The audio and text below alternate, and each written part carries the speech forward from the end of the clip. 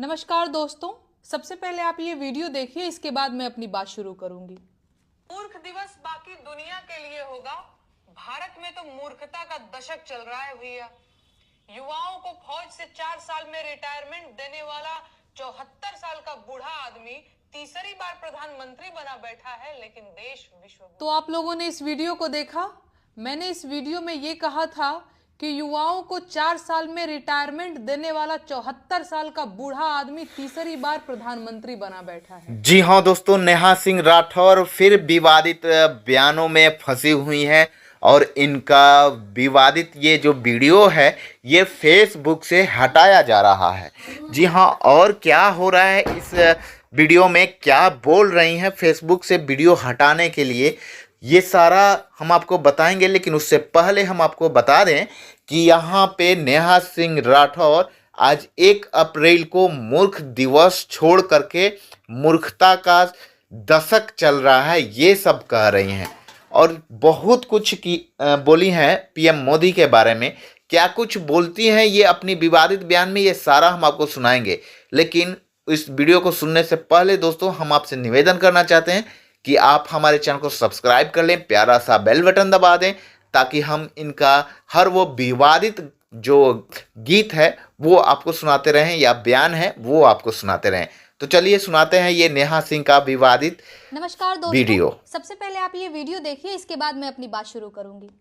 मूर्ख दिवस बाकी दुनिया के लिए होगा, भारत में तो मूर्खता का दशक चल रहा है भैया। युवाओं को फौज से 4 साल में रिटायरमेंट देने वाला 74 साल का बूढ़ा आदमी तीसरी बार प्रधानमंत्री बना बैठा है, लेकिन देश विश्व। तो आप लोगों ने इस वीडियो को देखा। मैंने इस वीडियो में ये कहा था कि युवाओं को 4 साल में रिटायरमेंट देने वाला 74 साल का बूढ़ा आदमी तीसरी बार प्रधानमंत्री बना बैठा है। मैंने कहा था कि बाप रिटायर है, बेटा बेरोजगार है, पेंशन खत्म की जा रही है, महंगाई कमर तोड़ रही है, लेकिन खतरे में सिर्फ हिंदू है। हाँ, मैंने कहा था कि चीन बढ़ता चला आ रहा है और अमेरिका से भारतीयों को जंजीरों में जकड़ कर भेजा जा रहा है, लेकिन हम विश्व गुरु हैं। मैंने अपने वीडियो में यह भी कहा था कि गौरक्षा के नाम पर मॉब लिंचिंग हो रही है और सरकार बीफ कंपनियों से चंदा भी ले रही है। जांच के दायरे में आने वाली कंपनियों से सरकार चंदा भी ले रही है और भ्रष्टाचार के खिलाफ जंग भी जारी है। मणिपुर में आग लगी हुई है, लेकिन चमन में बहार है।